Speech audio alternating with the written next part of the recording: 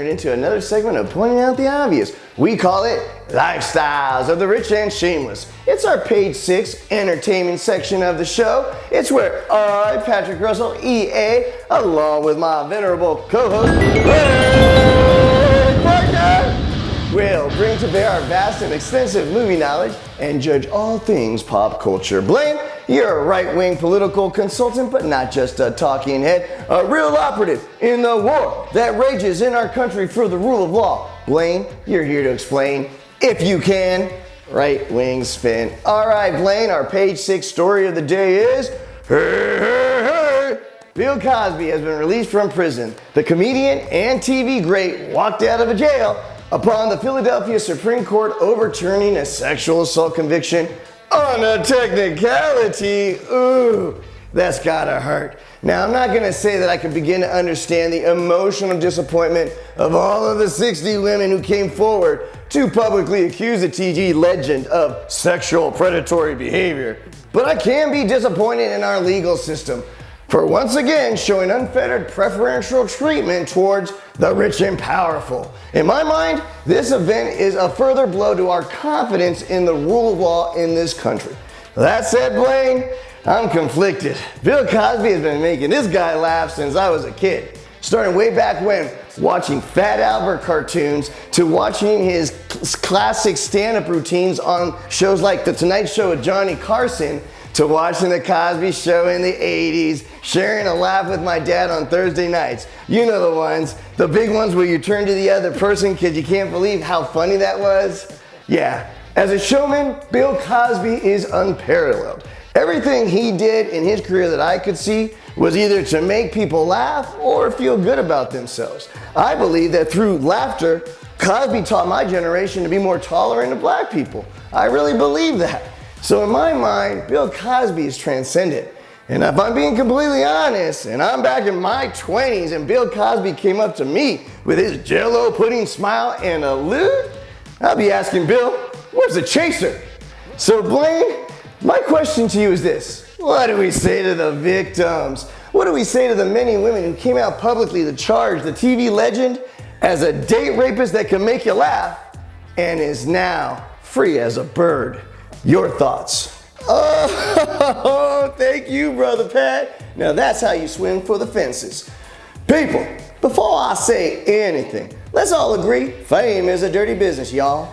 So to all those Cosby accusers, my message to you is this. You should have listened to Daddy.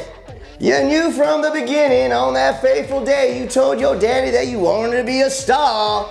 He looked you in your innocent, sweet eyes, as all fathers do, and said, that's wonderful, sugar. Just promise Daddy one thing, stay off that couch. Why? Because we all know that fame is a dirty business. One that usually ends up, win or lose, on someone else's couch. Usually someone old, ugly, and rich. Now, before the outcry, ladies, let me be first one to say that I did read all the testimonials of the Cosby so-called accusers that I could get my hands on. All right, y'all, you caught me. I read 12. I read 12 stories of Cosby's accusers. But you want to know what? Why I stopped? I was bored, y'all. Everyone started in the same exact way. They didn't listen to Daddy. You got the classic 17-year-old that was falling all over themselves for weeks, mind you, trying to get themselves noticed. And when that fateful day finally happens, sure enough, they jump at the chance to expose all their vulnerabilities and all their innermost desires, all in the first hour. That's how long it took to chuck all of Daddy's hard-earned life advice right out the window. You can picture it now. What I read was a starry-eyed girl leading with their youthful exuberance and bold curiosity, making it too easy for America's favorite dad to warm up more than just their heart. There's also the 21-year-old who partied and danced with the devil not just once, but woke up, quickly processed the fact that she was never going to recover her memories for the last 13 hours of her life, and happily went out with Cosby again. For one more go, I guess. Good Lord, people, you even had the classic poor girl who were in their 30s but falling for the line that never seems to get old. Hey, sweetie, I forgot something in my hotel room. Can you come up and help me find it? At 2 in the morning? Now, I'm not drawing conclusions, and I'm not one for calling anyone a liar. But the day time policing becomes a reality, wouldn't it be a hoot to go back in time and find out who was the real life of the party and who is throwing good sense right after bad, enough to make a father cry? Lastly, I'd like to invoke the great words of the wise Chris Rock when I say, I'm not saying Cosby should have played God in Big Daddy Kane. To all these starstruck, vibrant, sexually piquing women who are just a little too happy just to be sharing the rarefied air of a TV icon. But I understand. God bless. Ouch! That's some tough love, Blaine. And here's some extra salt in the wound. Cosby has already come out publicly to say he's looking for work to either get back onto the stage with a brand new stand-up routine or a brand new TV show. Well, Brother Pat, I've got a great idea. It'll make everybody happy.